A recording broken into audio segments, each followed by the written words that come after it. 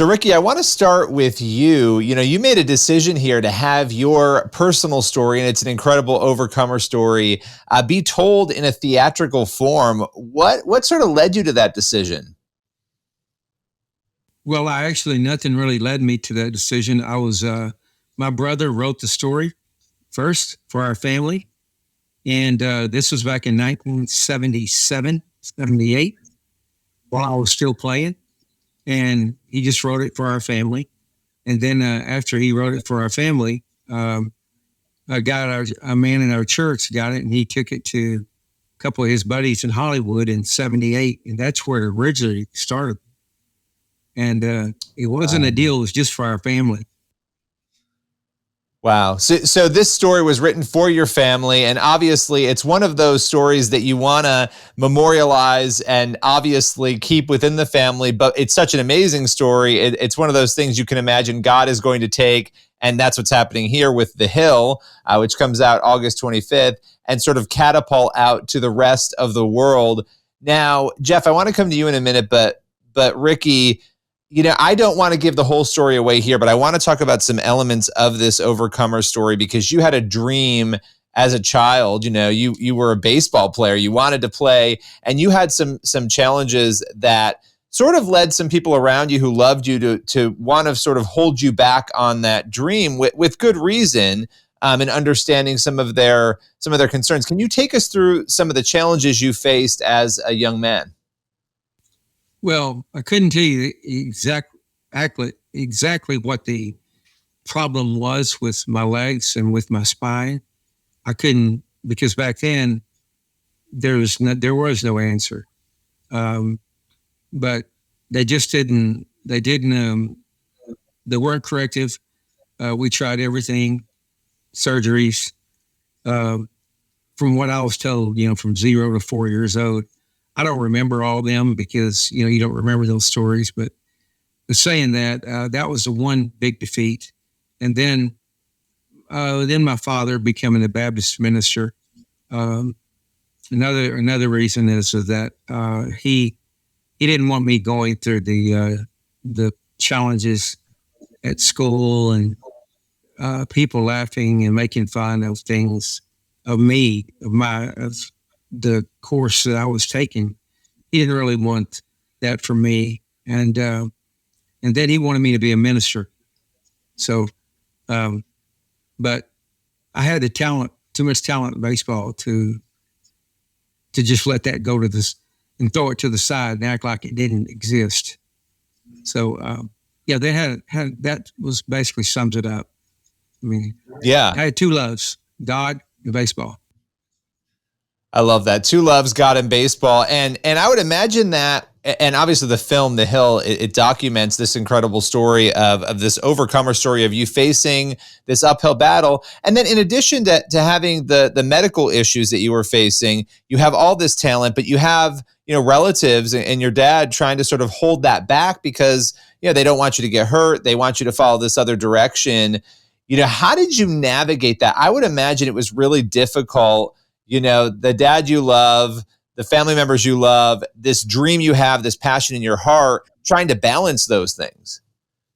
Well, yeah, it was really tough. It was really tough because, I loved both. And he loved me in a way, loving both. Not that he didn't want me playing baseball but he just didn't want to see the damage that it could cause. And it made me stronger. Having all these problems, it made me just a stronger guy. It really did. It made me very strong in church, made me very strong in baseball. And so the love of both of them made me just a tough kid. Yeah. And of course you go on to play MLB baseball. Now, Jeff, I want to come to you for a minute here, because you, as the director coming into this story, what was it that attracted you to the story initially? It was Rickey's struggle. I'm always an advocate for fish out of water, people that are trying to do, a man trying to do something he can't do, because that was my life. My first movie was built all around that. I didn't like having bosses, so I always tried everything I could to make money. every kind of scheme you can imagine. I mean, buying railroad ties off of a train in downtown LA and then selling them to a hardware store, stuff like that. And lost many girlfriends along the way due to my crazy way of life. But it's something that always appeals to me when I see somebody doing the impossible and nothing gets in their way. They don't take no for an answer. And that's when I read Rickey's story, it was his character as a person that attracted me. I've never told anybody this, actually. I've been asked a lot of questions, but this one's interesting. When I read the script the first night I ever got it, I just ate it up. Like, as I'm reading it, I'm realizing this little boy it reminded me of me when I was little. I had a very unusual childhood, a great childhood, but I was raised by my great-grandparents and my grandparents.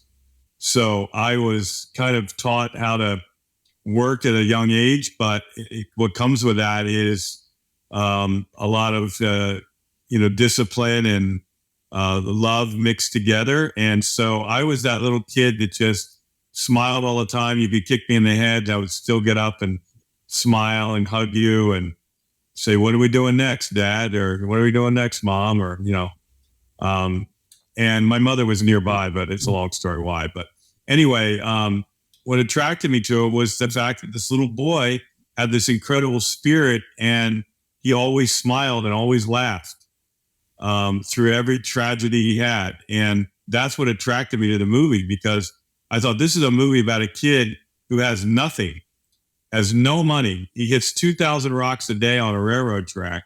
All he wants to do is play baseball. His father won't permit him to play baseball because he has this, he's got this situation with his legs where he can't run or do anything.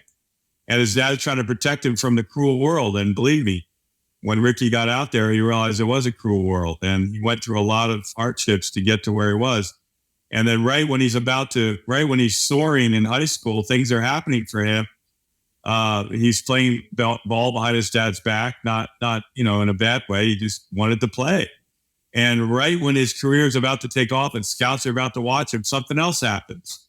And they find out that he has this really tough disease and he's never going to play baseball, maybe never walk again. And he didn't care. He just smiled and said, "I'm not quitting. I'm still going to try out for the major leagues in 2 months." And they said, "How in the world are you going to do that with your situation?" Because I don't want to give away what happened, but his situation was pretty rough. And so when I read the script, I just cried. I cried like through the whole movie. And I don't know what happened to me. It was, I don't know if you call it affliction or what, but I was afflicted with the Rickey Hill story, The Hill. I had to do it. I never gave up on it. And I had it attached to my side for now about 20 years.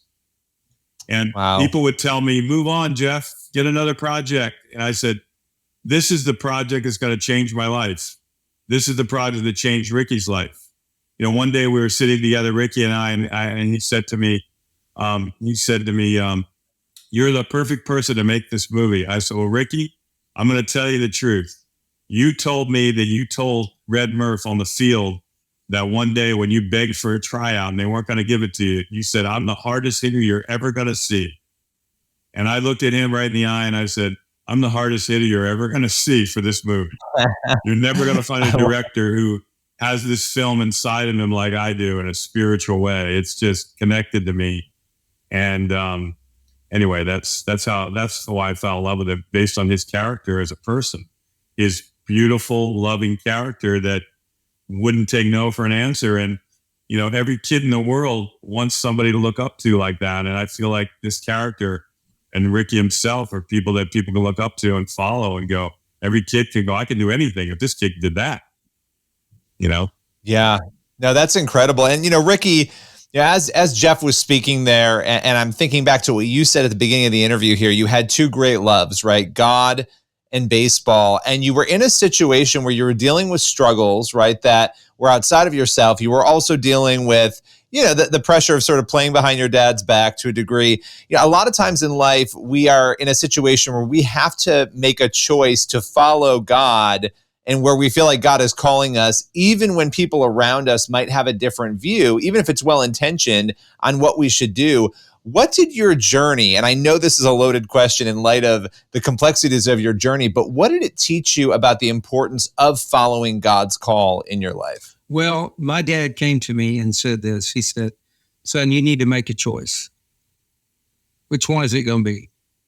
Is it going to be God, your heavenly Father, or is it going to be baseball? And the next day I came to him and I said, Dad, I choose both. And I chose both. And I just told him I could minister through baseball. And believe it or not, he liked it. It convinced him. He got it. But see, that's interesting to me. And when you look, Rickey, at this story, right, and at your testimony, which I know you've shared your testimony a lot, and here you are doing it now. This is a new way of doing it through the Hill. What are you hoping that people take away from your journey, the difficulties, the overcomer piece of the story, and your decision to follow what God had for you? Well, people use these phrases all the time, never quit. They use the phrase, but it doesn't really mean anything to them. It's right here. That never quit is right here in your heart. That they use it all the time, but they don't really mean it. But me, I'm in it because I'm just so tenacious. I just feel like I can win at anything, and I feel like I can do anything. And I still feel that the sad part for me as I get older, I still feel the same way. And that's one of my biggest problems. I feel like I can do it. I just feel like I could do anything. And, but yeah. Yeah. It does, really does. But saying that, yeah, the words that never quit, never even entered my mind, never even heard of it. I never even heard of such a thing. And then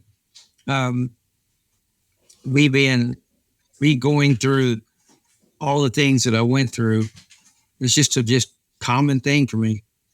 Every time I broke a bone, just another broken bone. So what? I mean, it just didn't matter. And, now Phil Wall wouldn't scare me. I'd go up, dive for the wall and knock the wall down. Go through the right streets of the wall. I didn't care. I didn't care because I've broken everything in my body. And so, but saying that, that word never quit, forget that. I just didn't stop. That's what it was. I didn't stop. Yeah. And that's an incredible message in a world right now where people are looking for guidance. There's so much confusion and lostness. That is a message that people need.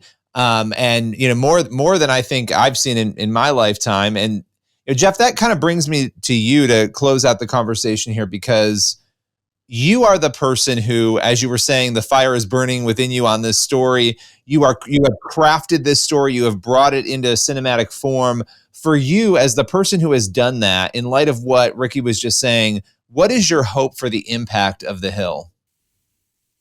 I hope a few things. Number one, I hope that people go see this movie in a time in the world today when people are feeling like they need some kind of hope in their life. And they go into this theater for 2 hours and they sit there and they watch this movie, and it tells them something about themselves, that they actually can have hope and there's a better life on the other side if they just believe in themselves.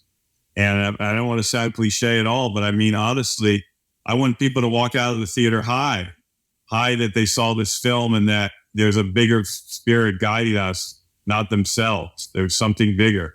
And I hope that it touches people in the way that if certain people aren't churchgoers or aren't Christians, that they get the message of this movie, which is there's something guiding us. And if we put your hope and faith in that being, in that person, in God, you will actually be much better off in your life by believing in something else other than yourself. Because if you look to yourself for the problems all the time or the answers, it's not going to come. There's something bigger guiding us and watching over us. And so if they walk out of that theater and they're high and they're smiling and they have that. I've witnessed this myself in this film. I just want to put that out to the masses so that everybody really goes and gets it. You know, obviously we want the movie to be successful, but what I love most about this film, and I've touched many people that have seen it, is touching their hearts mostly. That's, if you get to one thing I want, is to touch people's hearts and have them walk out feeling really good about themselves. You know, just really good about what they saw and the fact that they know that there's something else guiding you. That's kind of the message. Hey, I'm with that. I want them feeling the Holy Spirit the way I did. That's what I want. Yeah. You know, this film does something to you. It's like, I've said this so many times, and I know Corby's probably listening going, oh my God, do I have to hear this again? But I have to tell you, I've watched, when you're a director, you go through the script process, then you go through the development process, then you go through the crew process, and you've read the script probably 100,000 times.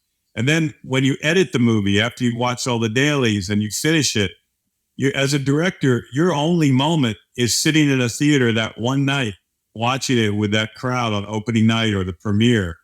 And then you never really look at it again. Well, this movie, I watch every time they send me a fix or a thing they need me to go through and give them approval on. My wife and I watch the whole movie every time. We have to watch it as a whole piece because I feel like it's like this movie is like a song. It's a perfect, beautiful song. And if you go in and mess with it, it's like unraveling a sweater. You pull a thread and the whole thing comes apart. So I watch it every time. And in saying that, every time I watch it, I cry my eyes out. We look at each other, my wife and I go, why is this happening? This movie's got some magic with it. There's something about it. And that's all I want people to feel like when they walk out of the theater. I told this story the other day and I won't keep us, but I met an old man in the theater who came up to me after the screening of the test screen. I didn't know him from anything. And he said, you touched my heart. This is the best movie I've seen since Field of Dreams. You've got to get this to people. And he actually was pushing me to get it out to people, like not just saying it's a good movie. I was like, wow, I got something here. This is special, you know, and I really feel it. And there was a lot of love and care and work put into it to get there. Well, it's a special story, and I appreciate both of you taking the time, coming on, talking with us about it. The movie is The Hill. It comes out August 25th. Thank you both so much. Thank you, Billy.